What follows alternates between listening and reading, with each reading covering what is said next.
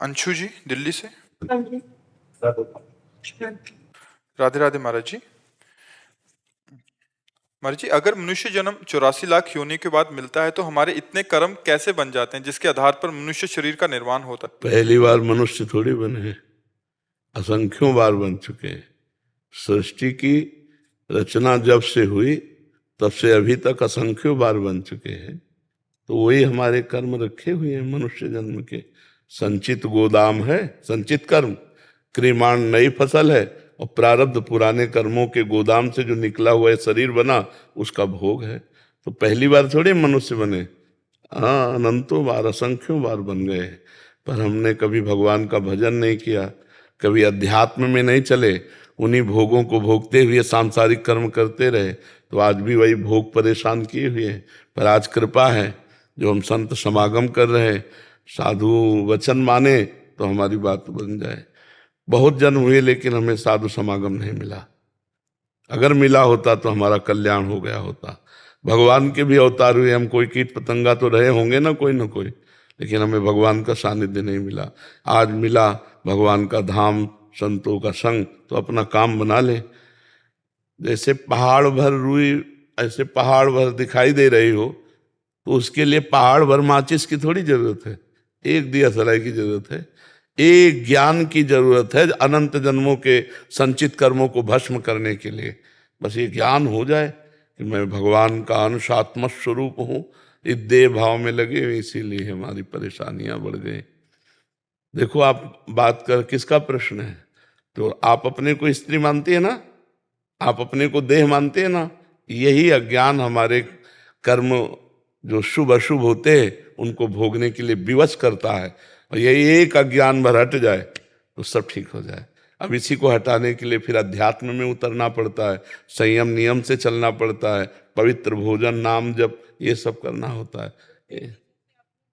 आपने बताया था कि कर्म जो होते हैं सिर्फ मनुष्य जीवन में ही जो कर्म किए जाते हैं उन्हीं का कैलकुलेशन होता है। जो पुराने कर्म हैं, किसी भी योनि, कोई और योनि के कर्म होते हैं, उनका कुछ वो नहीं बनता, कर्म नहीं बनता। तो इतने सारे कर्म उसके बावजूद भी बन जाते हैं जब इंसान का शरीर। आप सोचो अभी आपकी आयु कितनी है? 46। आप ईमानदारी से थोड़ी देर के लिए जज बन जाओ, हमको बोलना मत, अंदर से देखो। अगर उन कर्मों का हिसाब किताब दिया जाए तो अपने भारतीय संविधान के अनुसार आपको कितनी बार जेल हो, आपको कितनी बार दंड मिले। आप अपनी जज बनकर 42 वर्ष की अवस्था का निर्णय कर दीजिए। तो आप सोचो, ये जब जमा होंगे जाके और इनमें ब्याज लगेगा, और जब इनका फाइनल आएगा तो कितना बड़ा बड़ा आएगा, समझ रहे ना? तो अब कई ऐसे पाप हैं कि आप अगर जज बने और हम आपको बताते जाएं तो आप कहोगे कि हाँ, इसका दंड होना चाहिए, ये गलती हुई है। लेकिन मेरे प्रभु ने अभी तक कोई दंड नहीं दिया। ये जो कर्म इस जन्म के हैं, ये जा रहे हैं पिछले गोदाम में जमा होने। ऐसे ही हमारा बार बार जन्म हुआ है और हमने बार बार गलतियां की हैं, और वो सब स्टॉक जमा है। भीष्म जी ने कहा कि 100 जन्म तक मैं देखता हूं कोई पाप नहीं, कि 6 महीने से मैं बाणों की सैया में। भगवान ने कहा और आगे बढ़ो, और आगे बढ़ो। राजा थे आप, सांप को उठा करके कटीली झाड़ी में डाल दिया, 6 दिन तक तड़प के मरा, तो 6 महीने बाणों की सैया मिली। आप समझ रहे? एक गलती का 20 साल की वो कैद और 2 लाख जुर्माना। ऐसे होता है कि नहीं होता? बोले इतना कैद और इतना जुर्माना, और बेचारा कैद में भी रहेगा और जुर्माना भी देना पड़ेगा। ऐसे ही ये जुर्माना में भोग रहे हो मनुष्य शरीर में, असली कैद तो नरक में भोगने को मिलेगी। असली जो फल मिलता है शुभ का, वो तो स्वर्ग में मिलता है। ये तो बाद का है बचा हुआ शुभ और अशुभ। तो एक गलती का पूरा जीवन बर्बाद हो जाता है, और ऐसी हजारों गलतियां हमसे हो गई। और जैसे आप बताते हो कि ये जो मनुष्य जीवन चल रहा है ये सपना चल रहा है, जैसे हम सपने में कुछ भी कर्म करते हैं उनका कर्म नहीं बनता, और ये भी अगर जो सपना ही चल रहा है। तो अगर यही असली ज्ञान हो जाए तो आपसे कहा नहीं कि जैसे एक पहाड़ भर रुई है, एक दिया सराय में जल जाएगा। तो आपको अगर असलियत में ज्ञान हो जाए कि ये शरीर भी सपना है, जगत भी सपना है, सत्य तो केवल मैं सच्चिदानंद हूं, तो सच्चिदानंद हो ऐसा कभी स्वप्न में भी नहीं आया आपके अंदर। सदैव यही आया मैं स्त्री हूं, नहीं संभाला अपने को।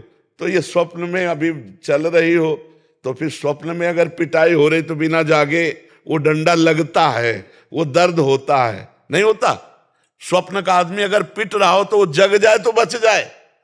तो भैया ये लंबा स्वप्न है, इसमें फांसी भी होगी, गोली भी मारी जाएगी, लगेगी, पर जब जगोगे तो नहीं लगेगी, क्योंकि आत्मस्वरूप में नैनम छिन्दन्ति शस्त्राणि नैनम दहति पावका न चैनम क्लेदयन्त्यापो न शोष्यति मारुता। सच्चा ज्ञान जब तक नहीं उत्पन्न होगा तो इस स्वप्न में हमको पिटाई भी होगी और सुख भी मिलेगा। दोनों चीजें हैं, सुख और दुख का खेल चल रहा है, तेज चल रहा है।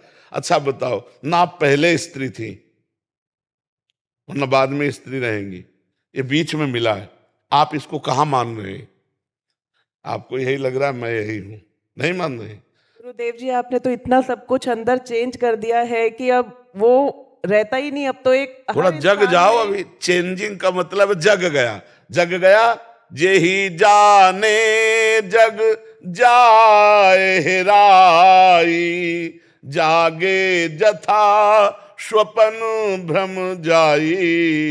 जिस परमात्मा तत्व के जान लेने के बाद ये संसार खो जाता है, एकमात्र परमात्मा दिखाई देता है। इन सब मंदिरों में परमात्मा बैठा हुआ है। जब ऐसा अनुभव होने लगेगा ना, तब पता चलेगा कि मोह निद्रा से अब हमारे नेत्र खुल रहे, और जहां जगे तो जो वो है वही तुम हो। खत्म खेल, खत्म, जीवन मुक्त।